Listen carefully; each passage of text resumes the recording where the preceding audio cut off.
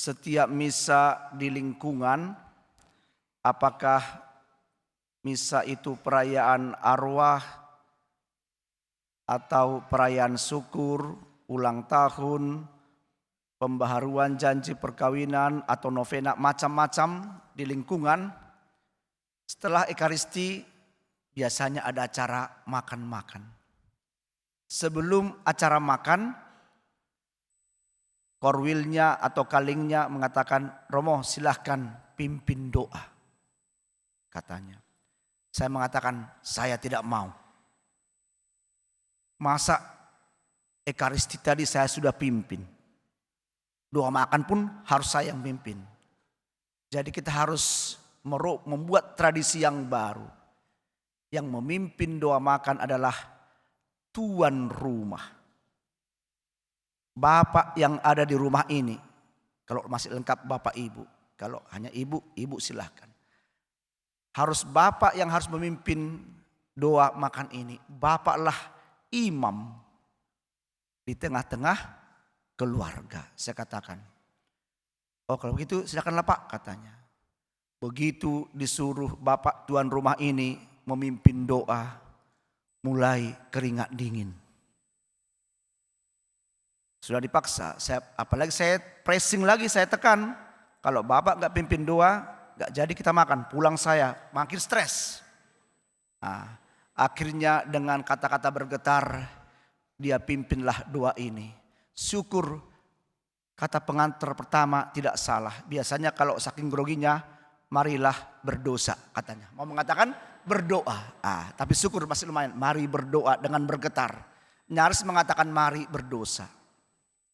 Memang ketika dia, si bapak ini memimpin doa ini, belepotan kata-katanya. Tapi kami sungguh-sungguh menikmati doa itu. Meskipun kadang-kadang belepotan, logika tidak jelas. Setelah dikatakan amin, semua lega. Bapak itu pun lega, bercampur malu. Saudari dan saudaraku yang dikasihi Tuhan, ada ungkapan mengatakan Allah itu sejauh doa. Seperti apa relasi kita dengan Tuhan sebenarnya dapat diukur dari bagaimana cara kita berdoa. Maka kalau seseorang diminta berdoa dan dia takut keringat dingin, tidak tahu kata-kata yang mau diucapkan, maaf, mungkin ada sesuatu yang tidak beres hubungan kita dengan Tuhan. Karena doa adalah mengangkat hati dan jiwa.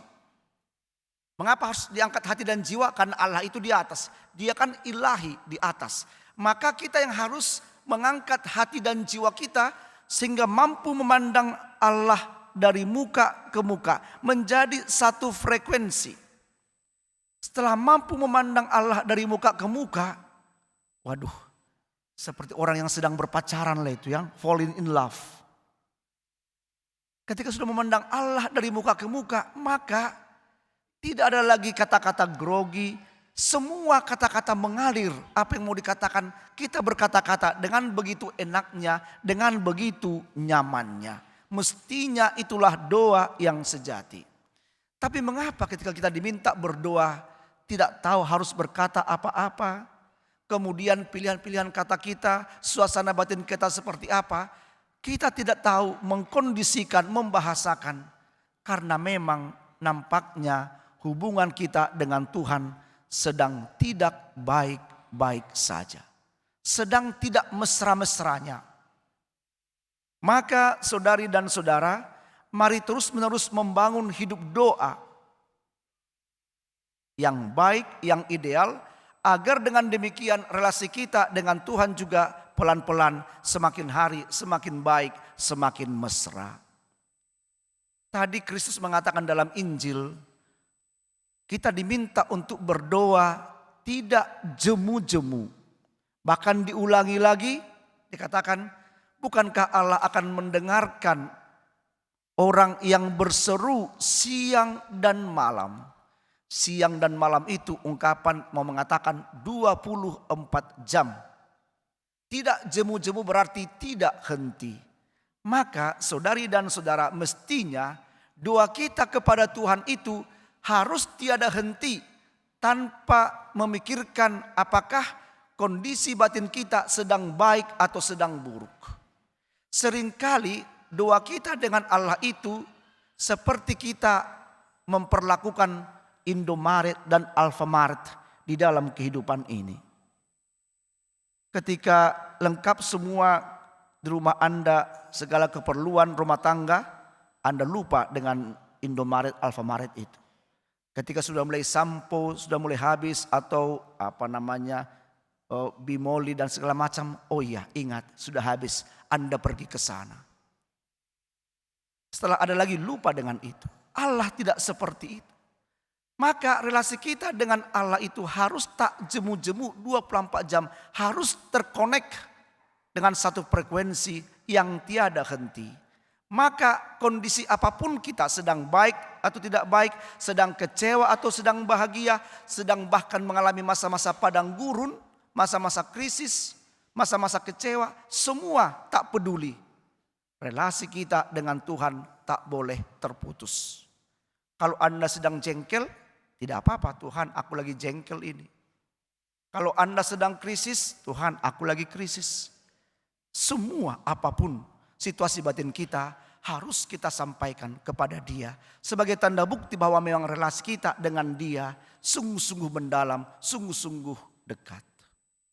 Maka saudari dan saudaraku yang dikasihi Tuhan, mari hari demi hari membangun hidup doa yang semakin hari semakin intim, semakin mesra dengan Tuhan. Agar dengan demikian setiap aspek seluruh hidup kita, akhirnya kita menjadi pribadi-pribadi yang kontemplatif. Kontemplatif artinya mampu melihat semua peristiwa, semua alam semesta ini, semua sesama dengan kacamata Allah. Karena mata kita, hati kita, bahkan nafas kita sudah merupakan ungkapan doa yang mendalam kepada Tuhan dan berharap kebaikan untuk kita semua. Amin.